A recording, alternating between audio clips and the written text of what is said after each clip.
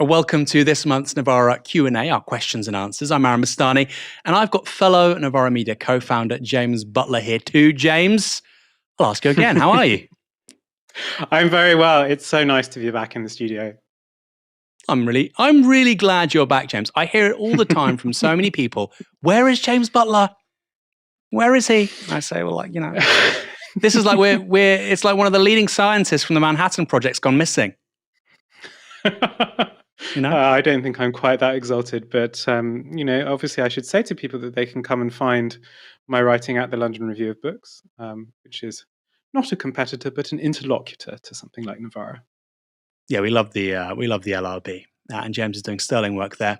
Tonight we'll be answering your questions on politics, Novara Media, or whatever you'd like to ask. We've got a few questions lined up from Instagram that you've already sent us. But if you're watching live and have a question, send it on the super chat. We'll get over to those also. Keep it clean, but we will do it, I promise. First up, we have a question from Ella Collis. And she says, what was the driving force in founding Novara? James, I'll hand it over to you. Oh, wow. Okay. Well, this is going back a very long time now. Aaron and I met at a student occupation, UCL. I'm sure he's told this story on air before. But we emerged really from that movement. And one of the things that became clear, we were offered a radio slot on Resonance FM, which is where it all started, Resonance 104.4 FM in London. It's worth tuning in. My bedroom radio is always tuned into Resonance. And we used that as a place to discuss the movement. This was the student movement against the change in university funding regimes, the introduction of the £9,000 a year fees. There was obviously the big demonstrations, and then that was part of the kind of anti-austerity movement as well. But when we realized that something was working there, that the discussions that we were having were meaningful to other people, we thought, okay, well then what does this need to be? And we looked around at the way that the left did media, which was not great at the time, and the way that the mainstream media, and I think it's actually very hard for people who weren't really perhaps watching the news at the time to remember quite how bad the press was in the early days of austerity in particular. It really was sort of absolutely unanimous, univocal. There was very, very little criticism of either the kind of political drive to austerity or indeed the sort of media reception of it. So we were doing that stuff there. We were trying to sort of see the bits of kind of left theory and Marxism and big ideas that we thought were relevant or perhaps not so relevant to the way in which the left might conduct its politics today. And then also to try to bring in some of our experiences as part of a really living and active social movement at the time, that then kind of, through repression, but also through sort of internal uncertainty about what it was doing, died a death. And that, of course, is a network of people that really came back together again at the start of Corbynism, an underexplored part of the start of Corbynism, I think. Yeah. I mean, also, just to pick on something you said there, James, how bad the media was in 2010. I mean, there was no Owen Jones, okay? That's how bad it was. There was no Owen Jones. And then for a couple of years, okay, you had Owen Jones and nobody else. And I feel like young people now, and obviously the British media is not good. I was about to say it's not perfect. It's definitely nowhere near approximating even good. You look at people like Ash or Grace Blakely or Owen, or just even a greater voice for people like Mick Lynch, Dave Ward, general secretaries. Actually, just generally, you're more likely to hear them on Any Questions or interviewed on Sky or whatever. Far more voice for both left-wing journalists, but also people from the labour movement, social movements. And I think if you're 17, 18, you think it's always been like that. But actually in 2010, we had Allegra Stratton, who is now working for Rishi Sunak at Number 10.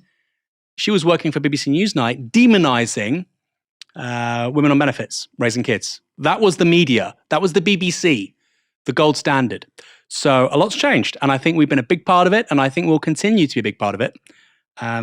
James, quickly though, did you ever think that we would grow to where we are today? We've only just started, I feel. We're only just scratching the surface because there's such a huge appetite out there for not doing political journalism as business as usual.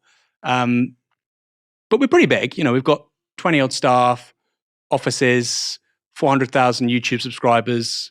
Did you ever think that was plausible?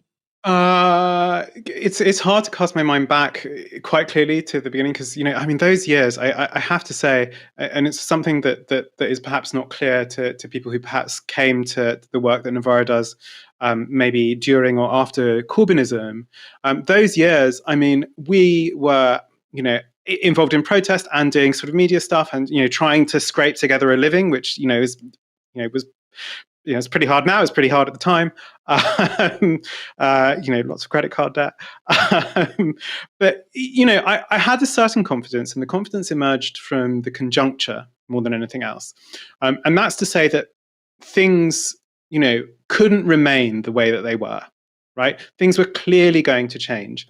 You mentioned the demonization of people on benefits.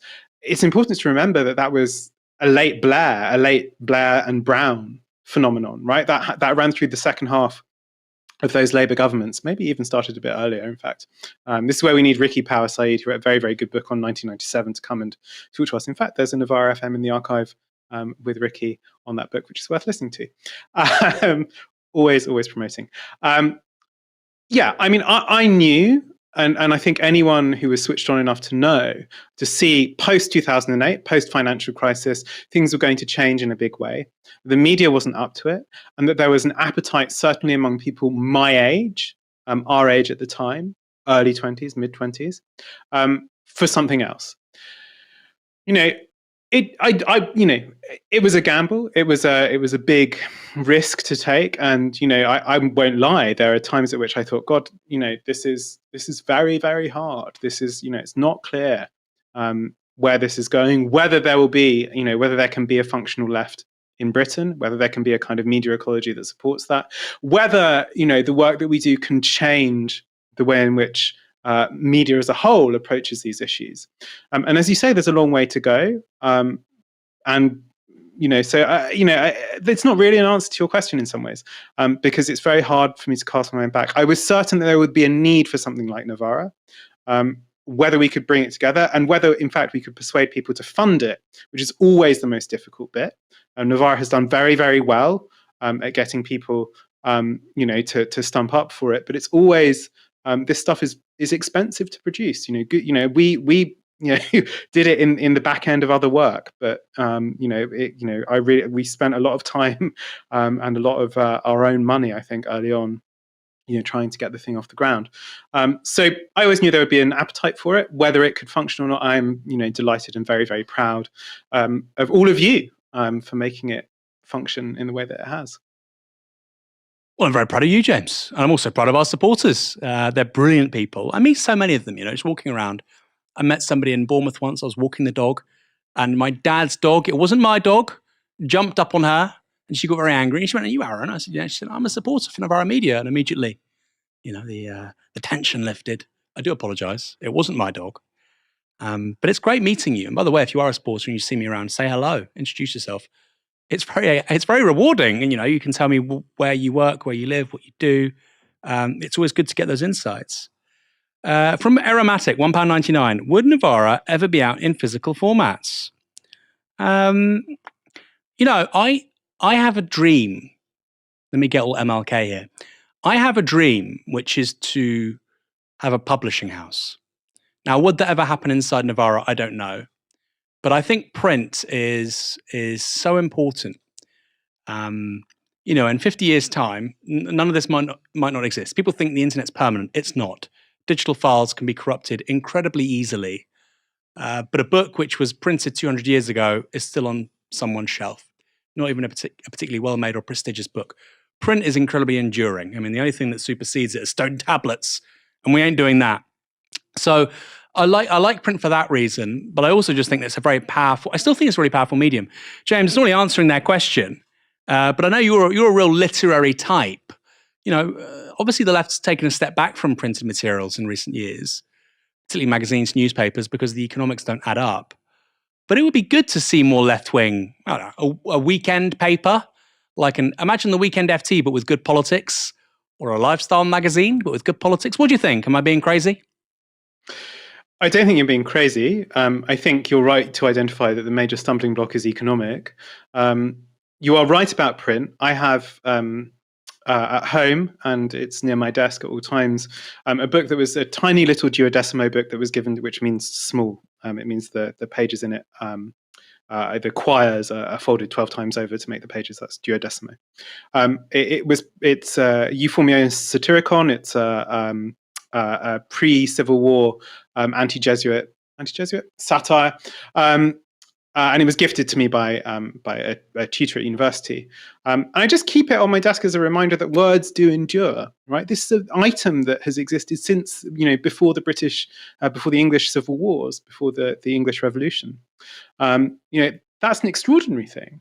And so, yes, I mean, I think, we're going to enter an age in which, the survival of digital infrastructure is not certain at all. The survival of digital culture is not certain at all. And so I think it's important that words get printed. There is also something I find works go in more, they mean more. The printed word, for me, as I say, I spend a lot of time reading books. I spend a lot of time reading printed work. And for me, that stuff really provokes thought in a way that perhaps other media don't. It really allows me to see where the faults are in an argument. It allows me to see where, how an argument really fits together. So I think it's so important. There's some work done on the way in which you take in information on the screen versus on a page. I don't want to put too much weight on that, but I think that's important to bear in mind. But the economics are really, really hard. And I think, in the literary world, we've just had, the White Review in London has just said it's on indefinite hiatus. It's very, very, very, very difficult to make a magazine, even break even, let alone be profitable. And again, that's to do with, what people choose to spend their money on. I do think it's important for people to actually put their cash behind. Gosh, I'm sounding like a fundraiser this evening, but it is important for people to put their cash behind institutions and publications that not only speak to them but represent something they want to see in the world. And I think both Novara and the LRB both do that. They both speak to a culture that is a bit different to the one that we have at the moment. And I think they're vital. They're so vital in producing that. Yeah, I feel really strongly about that too. I think events as well, I think Novara should be doing more events. No comment there. But I think offline events, speaking face-to-face, and books and magazines, they're just so rewarding. I think they might make life so much better. Let's keep it light for a second. Ode to Cycling with a £20 super chat. Thank you for your great work. Insightful, thoughtful, fact-based journalism, analysis, and discussion.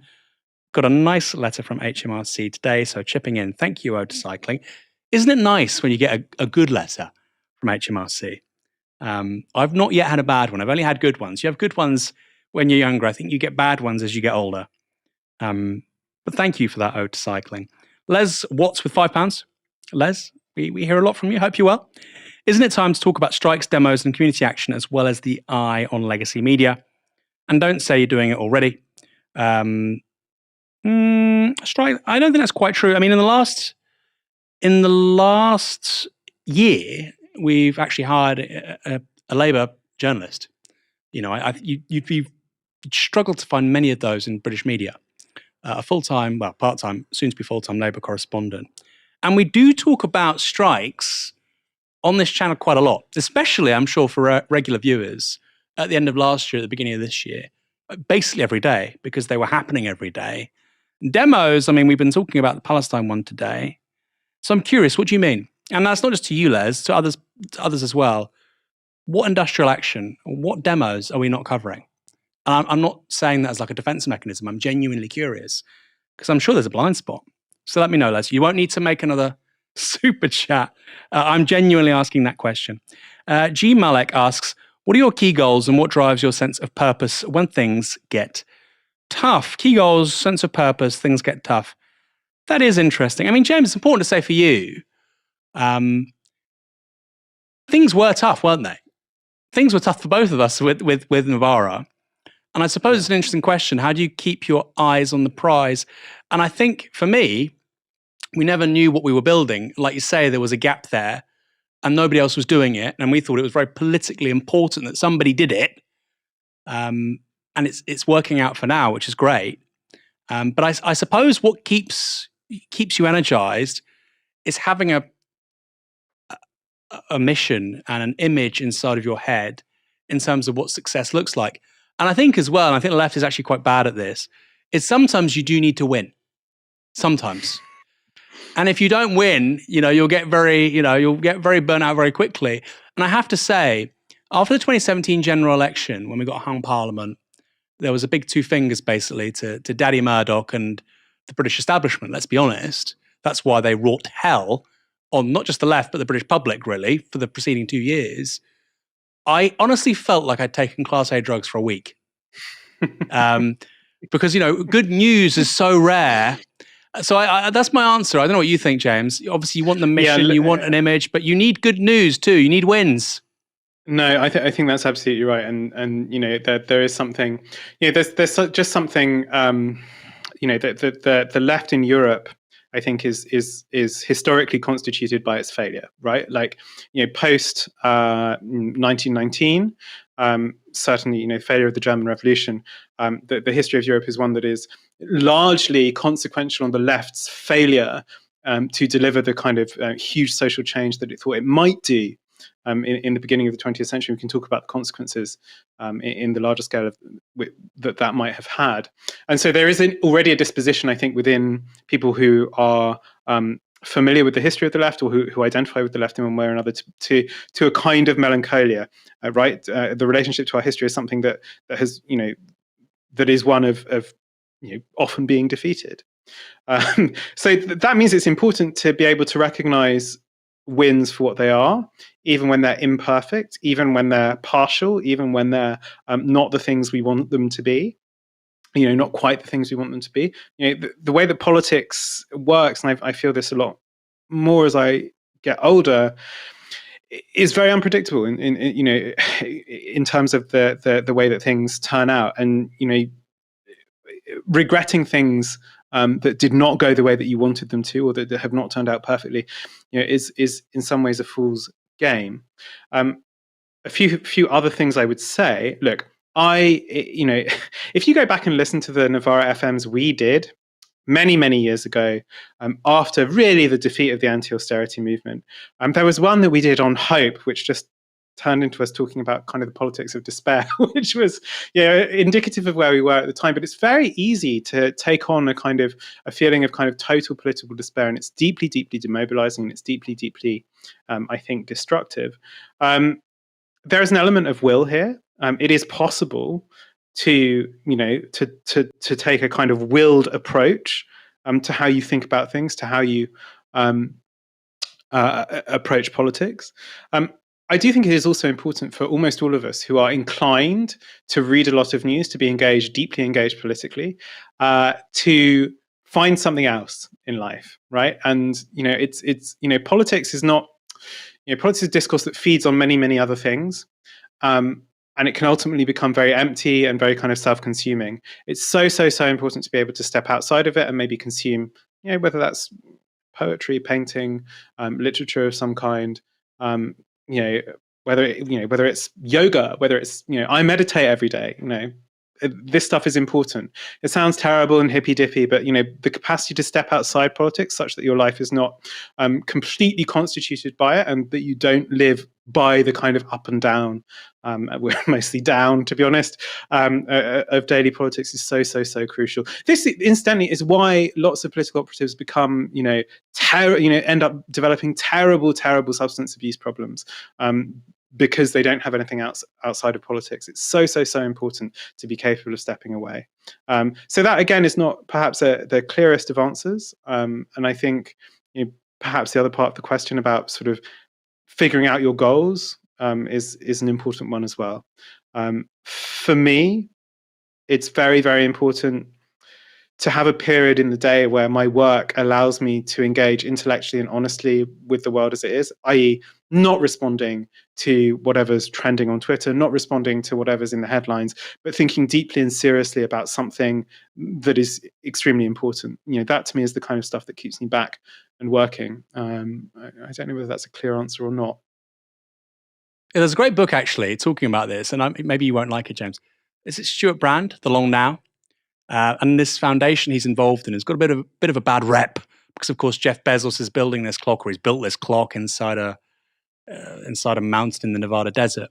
But it's a very humbling book because it talks about this long now of like a 10,000 year span. Where do you and your politics and the political projects you care about, where do they fit in with that?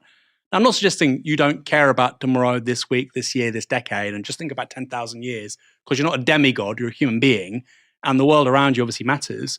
But I still think it's a really interesting thought experiment. And then there's another sort of period, which is that 200-year period from your grandparents to your grandchildren. And again, what kinds of politics and political projects do you want to immerse yourself in? What kinds of projects do you want to build? What kind of relationships do you want to build? What do you think about the future of humanity? I think these are all quite eye-opening thought experiments. I think they can make one prone to optimism. Not prone's not the right word, but I think it makes optimism possible. A useful one for me is my niece. Statistically, she's likely to live to 2100. She's only 7 now, 8. If life expectancy continues to increase as it has, over the last century, maybe it won't. But she'll probably be here for the start of the 22nd century or the very end of the 21st century. And politically, it's such a productive question to ask. What kind of world will that be? My grandmother was born in 1926, the year of the General Strike.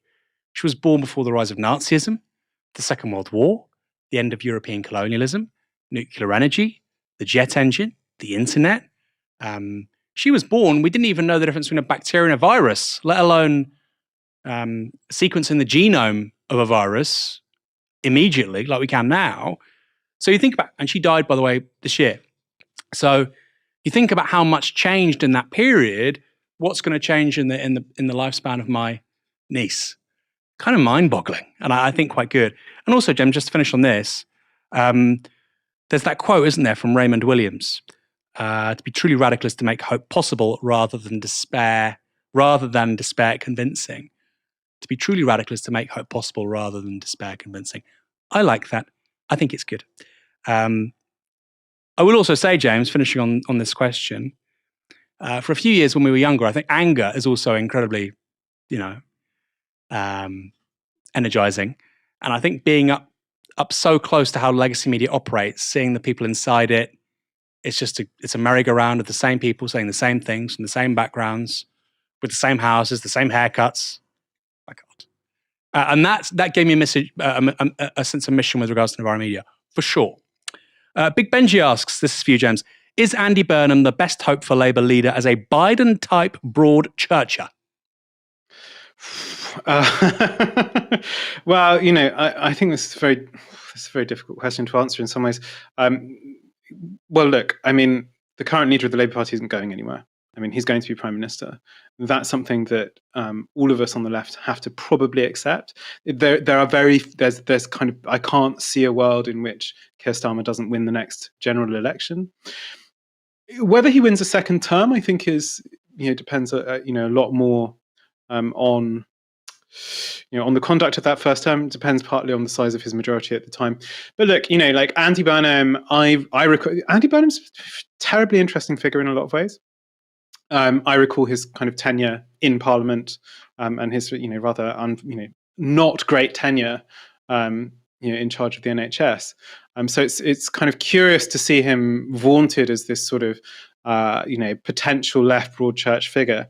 On the terms of the question, I think that's probably the case.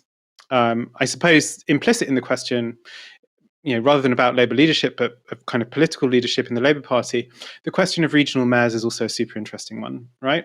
And this is the one area, I think, of the British Constitution where there is this kind of anomaly, right? The British Constitution centralizes, right? Ever more so, actually, over the kind of last few governments. Devolution, interesting dynamic, but it's increased the power of the centre in one way or another. The thing, regional mayors, you can elect these kind of weird characters from time to time, these kind of unusual people with kind of great degrees of latitude, often more access to a bully pulpit rather than actual power.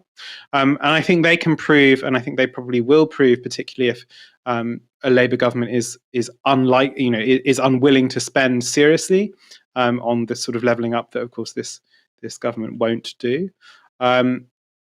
You will see a challenge there, you'll see discontent there, and they will probably become sort of regional standard bearers. And that's necessarily limited in and of itself. I mean, the question of what happens with Jamie Driscoll, I think, is a super interesting one. So I think you're right to look there at regional mayors. I'm very sceptical about the figure of Andy Burnham himself.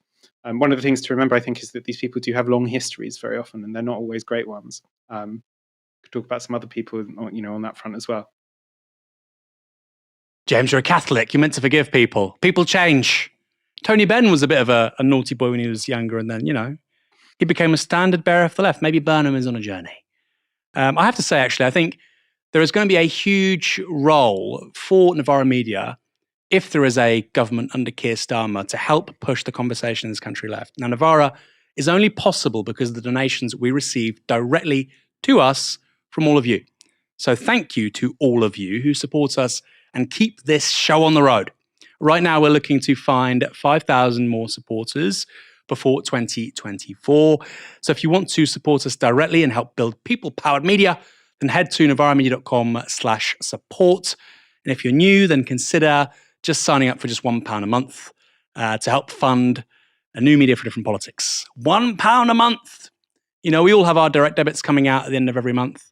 And I think changing the media conversation in this country to help build a different kind of politics is a pretty good way to go. You might not agree. And guess what? You can still watch. But if you do want to contribute, feel free to click the link in the description or go to novaramedia.com/support. I do think we're going to have a really big job on our hands, guys. And what's really interesting is I keep on having messages, conversations with people on the right, and they go, you guys are going to run riot under a Starmer government because you've got the credibility to criticize Labour from the left. We're not going to have credibility attacking him from the right because that's what we always do with the Labour government. And the centre left is not going to criticise the Labour government because they always defend the Labour government. That's what they do. But you've got this quite big platform to break stories, to do comment, to do analysis in an honest way for the general public. And I think that's so true. This is from John Lewis with £10. For James, please can you expand on your thoughts about the LRB, the London Review of Books? What is it that you like about it, and what role do you think it plays in the British media? Any other magazine suggestions? Yes, well, it's a good question. I should say, the LRB pays me, so I like it for doing that.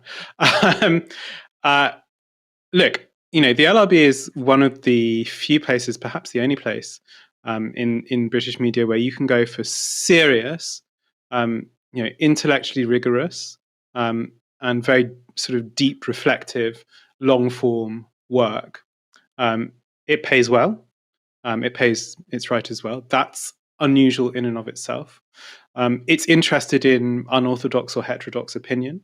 Its politics, I think, over the kind of 4 decades and a bit it's existed have varied from one place to another. I think in its early days it was quite SDP-ish. It's moved, I think, in line probably with the opinion of most most young people leftwards. Nonetheless, it has a kind of interesting kind of range of opinion and sort of analysis inside it. Even when it's from people that I don't necessarily agree with, it tends to be extremely thought-provoking and interesting. And that stuff, it tends not to be interested in the scrubland of British journalism. And that's important to me. It's interested in thought and in thinking and in publishing things that allow people to see the world differently, to see the world in a new way, and about things that you didn't even know that you were interested in before you started reading the paper. And that to me is extremely, extremely important. So what can I say? I think it's a rare civilizing influence on the British press. Now, it's not a huge magazine. It's not a huge. Circulation is quite good, but it's not huge. It is in that sense. It speaks to a relatively kind of educated class. It was education and access to education has changed. For me, it's also a place for good prose, and I think good prose is important. Good prose is one of the things that allows people to think clearly about what they're saying and what they're doing. So I hope that answers the question. Whether there aren't very many publications like the LRB, and that's sad. Largely because the economics of journalism mean that it's very, very difficult to pay people adequately to produce work of kind of depth and complexity, and that is getting harder. And as I said, I think earlier in the show, there are lots of magazines that are shuttering at the moment, or that are finding it difficult to kind of increase, as kind of the cost of living bites, to increase the amount that they're paying people. I don't know that there's a clear solution to that. It may well be that the world of publishing looks much more consolidated at some point over the next few years. Yeah, but I think it's important. It's also, it's a print first publication, in that you get an object, and that's an object that you can read, that you have to sit there and read, and you don't engage with Twitter and you don't engage with Instagram. You're doing something else than being kind of attached to the endless cycle of ping, ping, ping, ping. You're being invited to think deeply about something and be guided through perhaps something that you've never even thought about before. You really should work in the press office for LRB. I know you're overstretched, James. That was very well put. I dubito, with £10, thank you. Leftist media focused on film, literature, travel, gaming, fashion, consumer tech would be an absolute dream. Oh my God. This would be a media conglomerate, of which Novara would only be one part, presumably. P.S. Lovely to see a beautiful Butler back on channel. We like to call him the Marxist Billy Zane here at Novara. I have a child. Anybody who's seen Titanic? This is from H. Malik, and I think I've probably got more to say about this than you have, James, but maybe you've got something interesting on this too. Tell us just how much backlash you have had for your honest news reporting. There must be loads. How much backlash? What backlash have you had from working at Novara? Like, what bad things happened to you as a result of being a part of this organization? Well, I mean, there's all sorts of parties I don't want to go to that I'm not invited to anymore. Fine, not a problem. There's something really. Okay, I'll take a singular example. A couple of years ago, I did an interview for Novara FM with Paul Cartledge, ancient historian, super interesting guy, on ancient democracy. It's a brilliant interview. You should go and listen to it. I'm very proud of it. He's brilliant. The book that he was promoting is also really good. A friend of mine shared it online, and from various academics, there was this pushback. Novara, God, conspiracy theory outlet, blah blah blah, etc., things like that. And I thought, no, actually, I'm going to intervene on this. I'm going to say, okay, so where does this come from? What do you believe about this? You say, oh well, everyone knows. Everyone knows, do they? Well, that's a intellectually rigorous approach to this problem, befitting an academic. But there's lots of it around, right? And there's a kind of inbuilt thing, I think, if you're in British kind of elite circles in particular, that legacy titled publications, the things that already exist, those are the only credible things. Nothing new can ever be any good. And that's a kind of very deep sort of British instinct. It's one of the things that keeps British society so moribund on so many fronts, I think. And certainly anyone who has any political commitments whatsoever can never be trusted to say anything, not even anything relevant or honest or true, but even anything worth engaging with. This is should be said, this is one of the reactions, I think, to Corbynism itself. Back in sort of early 2015, it's like, God, these people believe things. What a ludicrous. Don't they know that you're not supposed to believe things? So yeah, I mean, that's one concrete example. There have been worse. I mean, I know you have lots of stories on this front, so I shall let you share them. You'll defer to my my victimhood. Yeah, I've had some awful stuff happen. I mean, I was blocked from getting a job. I was offered a job at IPPR as a member of their senior management team. And what happened next was that staff inside IPPR, people who are on the Labour right, nice people, right? You would think they were nice, normal people, proceeded to then send that information to backbenchers, Labour right backbenchers who are now in the shadow cabinet. And they then made a dossier about me, little old me, which they circulated to all the organisation's trustees and to discredit me. Loads of stuff was just made up. I mean, it was libelous. If I was wealthy and had a lawyer, I could have probably hurt a lot of them, including the Archbishop of Canterbury, which is just bizarre. And basically, loads of the trustees said, we can't have this man work for us. Just completely fabricated stuff. This is how a lot of these people operate. And I've seen it up close and personal. And actually, I'm grateful for it because I know the rough and tumble of British politics now. This is how, and it's worse with Labour. It is worse with the Labour right than it is with the Conservatives. This is how the centrist establishment works. I've seen it. I know it. So when I get angry about all this stuff, people think, Aaron, go after the Tories, don't go after Labour. I know the mindset of these people because they simply cannot tolerate the existence of anybody to their left. Or even, actually, somebody who's on the left, so again, so I'm getting so passionate now, or even someone who's on the left who disagrees with them, but whose views are more congruent with the British public, like public ownership of water, right? The Labour right doesn't support that. James, you do, I do. And actually, you know what? A majority of Tory voters agree with it. They hate us. I remember going to do BBC this week, Portillo, Andrew Neil, shake your hand, say hello, civilised, normal. Liz Kendall couldn't look at me in the eyes. These people are not normal. They're not normal. I'm sure with other people they're normal, but with socialists, they're very strange. A very strange series of responses kicks in. Like blocking somebody from a job. I personally speaking, cannot grasp why somebody would ever do that. And I see the people responsible for that, and they'll be perfectly civil. They might even regret it.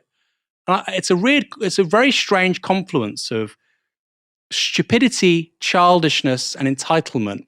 But somehow these people also become very senior civil servants. I mean, it really, really does say a lot. So lots of bad things have happened to me. That's one of them, right?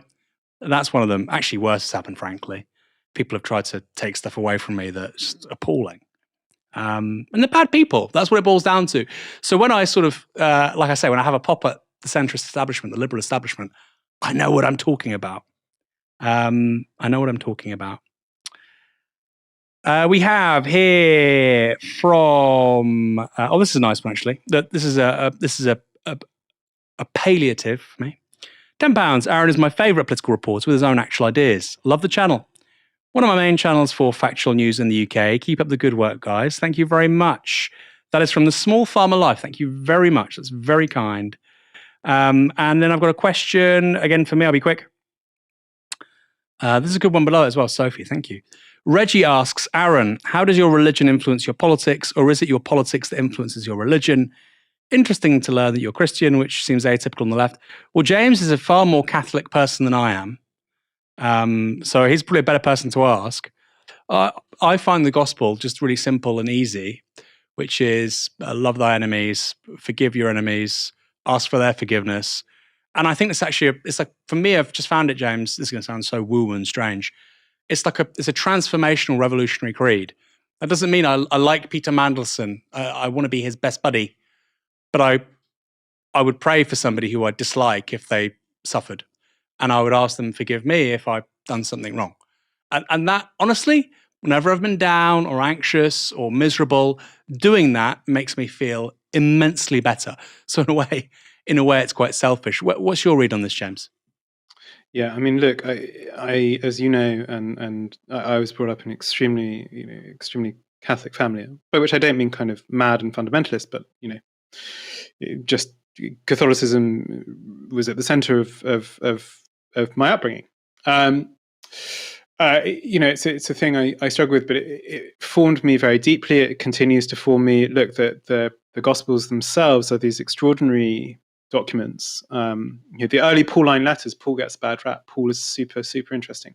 You think about the stuff in the Corinthians, letter to the Corinthians, where he always makes this instruction to wealthy people to make way for the poor. There are these questions about kind of early, how you make religious communities function and endure. These questions of kind of great interest to people beyond that faith.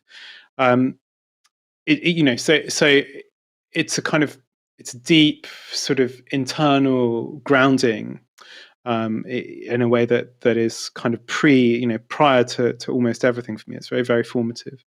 I suppose I would say, I think also one of the perspectives that's useful is, after the 2019 election, and we were all in states of kind of deep despair, I read John Powers' book, his kind of introduction to Tibetan Buddhism, which is interesting in all sorts of ways. But one of the things that I've come to see, and you can get this message, it's not just it's not just Buddhist thing. It's certainly there in Catholicism as much as anywhere else, is to do with the kind of corrosive effects of anger. And we've mentioned anger a bit today, and I suppose one of the things that I think is maybe helpful, I think, that is good to learn, is how dangerous anger is to valorize, right? It does give you an energy. It is helpful in catalyzing things, but it can be so consuming. It can be so all-consuming. And I see this in lots of people I love, who were profoundly damaged by the way they were treated by the British state, either as activists, perhaps during Corbynism, and perhaps prior to that, come out of direct action movements, who have been really consumed by their anger, not maybe the state, maybe other people who are in the movement with them. It's such a dangerous thing, and whether what that gets cured by, whether it's cured by sort of learning to detach from those things, whether it's cured by sort of a message of universal love, whatever. I just think anger is a dangerous one to play with. It's something that we need to be a bit more cogent about, a bit more careful about. It's not denying it's an extremely powerful emotion, extremely important emotion, and one to be honest about. But I think we should be careful about the way in which we valorize it. Yeah. Just quickly, we reported it earlier on in the show, but this is really sad. I'd want to get your thoughts on this, James. So it now seems that there was an Israeli strike on the Episcopal Anglican Church Hospital, Al Ali Arab Hospital in Gaza. And it looks like there may be as many as 400 to 500 people have died. Medical staff, patients, civilians taking refuge under the church's protection and whatnot. What's your response to that, James? I mean, that is pretty extraordinary. And the idea that this is a Hamas missile, going astray is just ridiculous, because, of course, they produce $600 missiles. They can't produce something which can wreak that kind of devastation. What's your response to that, James? That's a pretty extraordinary story. An Episcopal Church hospital, up to 500 deaths.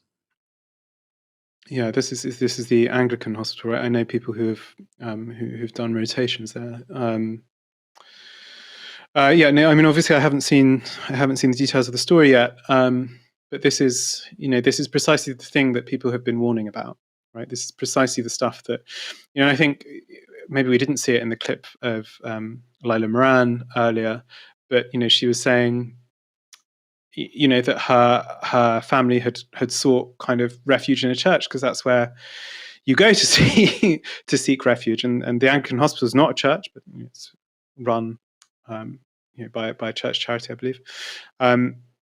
This is precisely the stuff that people have been warning about, and precisely the stuff that this is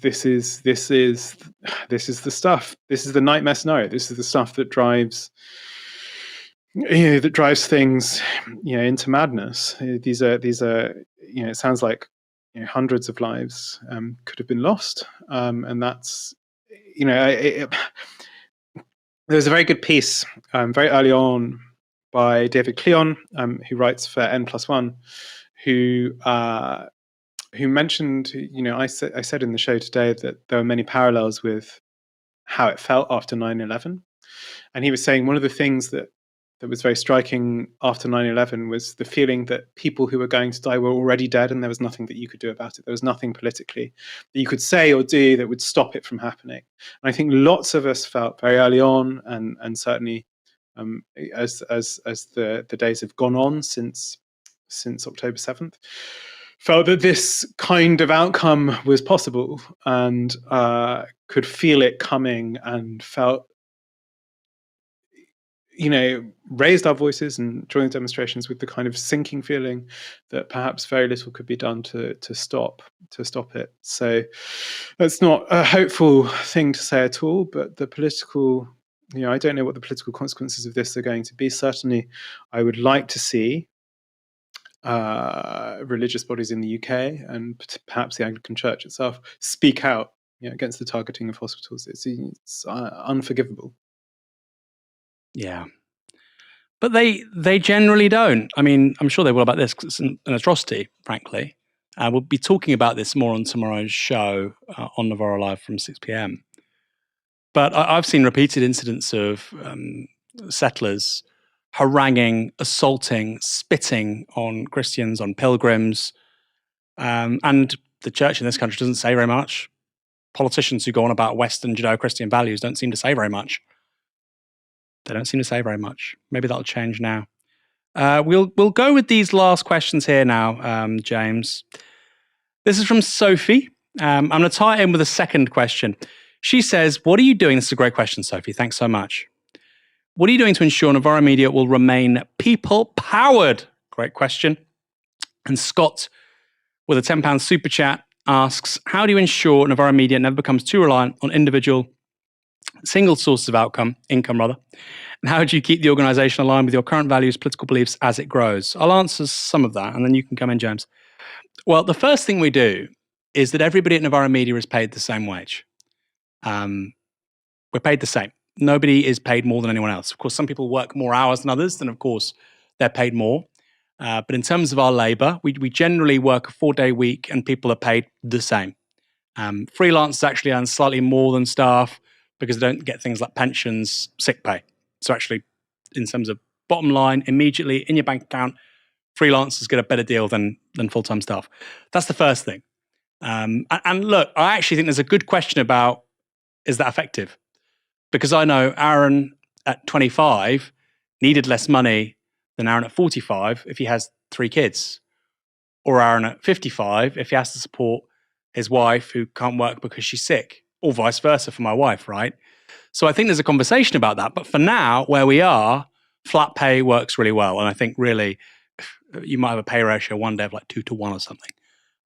But we're nowhere near that anyway.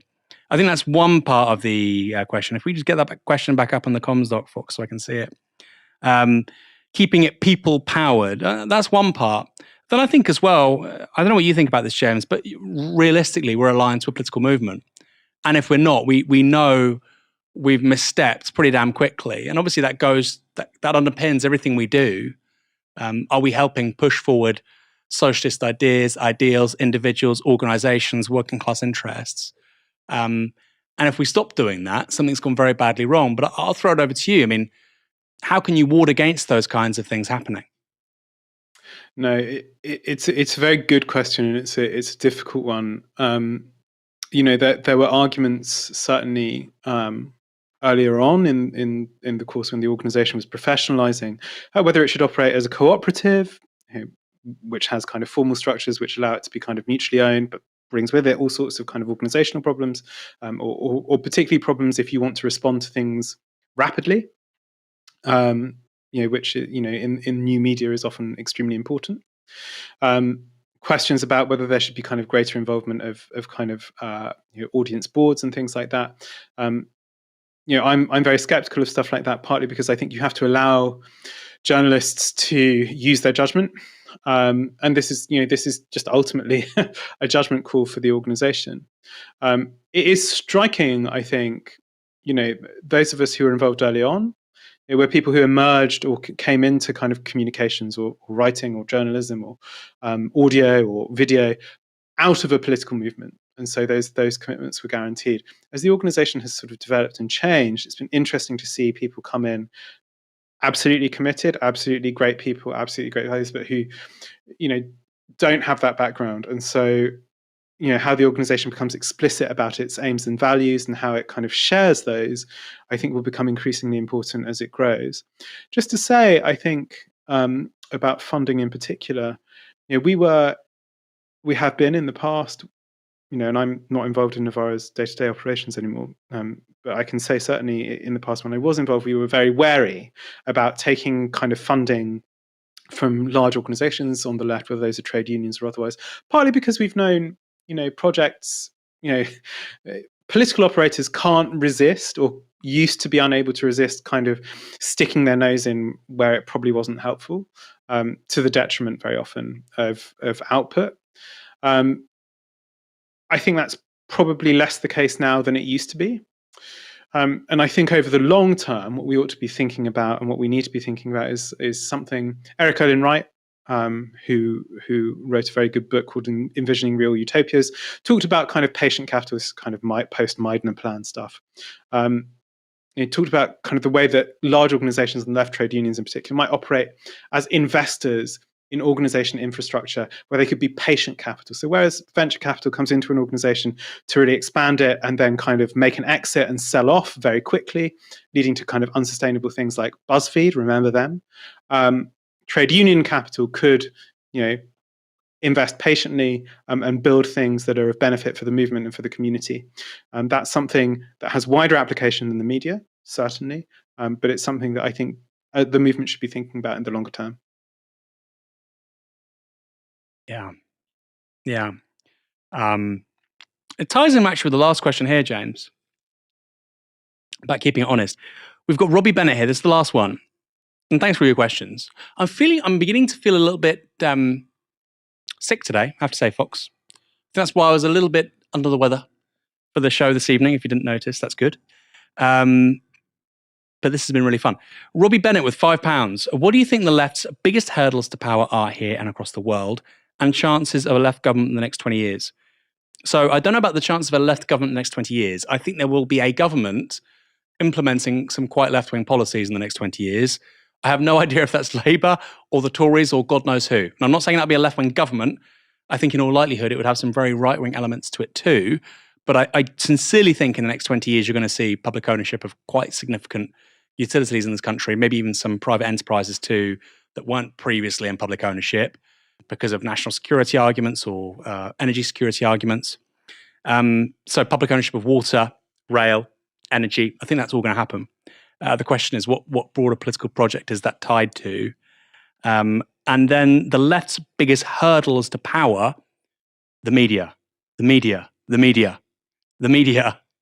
We started this project for a reason, which is it's the single biggest obstacle.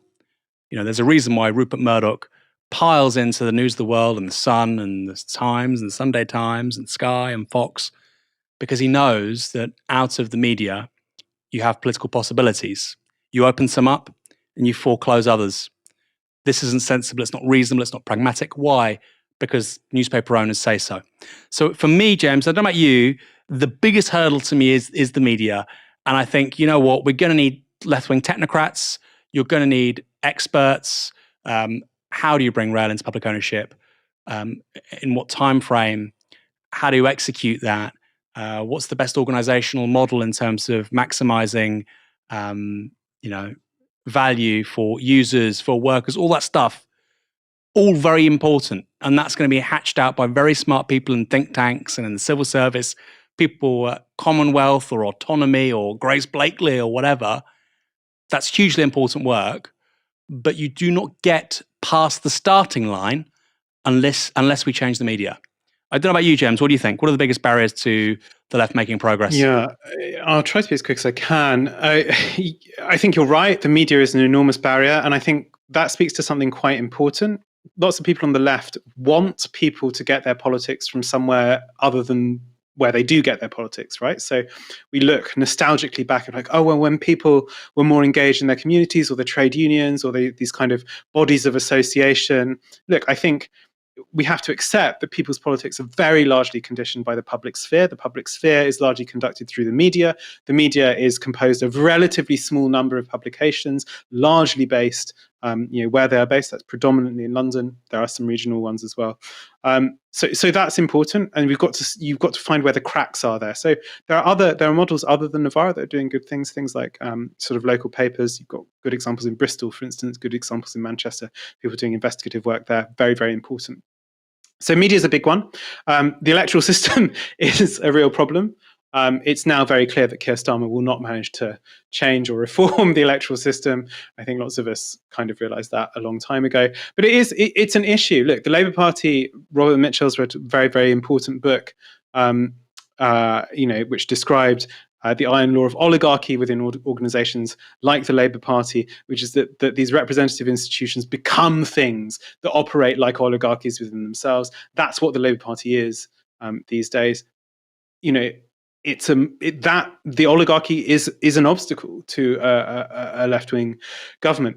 As you say, however, look, one of the things that baffles me at the moment is the number of people who think, the incoming Labour government will mean that normality is restored to politics. Things will cease to be volatile. We'll go back to, and this has left and right variants as well. There are people on the right who say, "Oh, we go back to or in the centre, we'll go back to a nice, normal, clear, regular politics. It'll be like the West Wing or whatever." Or people on the left who say, "Oh, Starmer will come in and then that's it. That's everything's over. Nothing's going to work ever again. We'll be in the kind of eternal sunshine of spotless Starmerism." That's not how it's going to work. Look at the volatility that we've had politically over the course of the last 5, 6, 7, 8 years, not just nationally but internationally as well. Climate change enormously important, of course, on this front, but it's not just that. These things we took for granted 10, 20 years ago about the global order, these things are breaking down. They are changing. The status of Britain within those structures is changing. That means very, very, capitalism itself seems not to be rewarding investment in the ways that it used to, right? The rate of return in capitalism is looking pretty bad in most capitalist economies. So things are going to change, things are going to be volatile, and lots of that is going to require sort of left-wing or nominally left-wing public-facing policy responses. So it seems mad to me to imagine that things are not going to involve that degree of volatility that has characterized certainly the last decade, and I would argue beyond probably most of our adult lives. So that's coming down the line. So yes, a government that will be happy to kind of raise questions of ownership and private property, yes. Whether that looks like a conventional left-wing government, whether it's some kind of horrifying populist right-wing, left-wing hybrid, I think is another question entirely. Yeah, it's an important question as well, James. This has been really fun. We will be doing this again in a month, I guess. I've hosted 2 in a row. That's not usual. We'll leave it there. If we didn't get to your question tonight, then don't worry. We will another time. In terms of our daily show, come back tomorrow at 6 p.m. for Novara Live. We'll see you then. I've been Aaron Bastani. James, it's been so good speaking to you tonight. I've been thrilled to be here. Been great fun. And we will see you again tomorrow night at 6 p.m. Good night.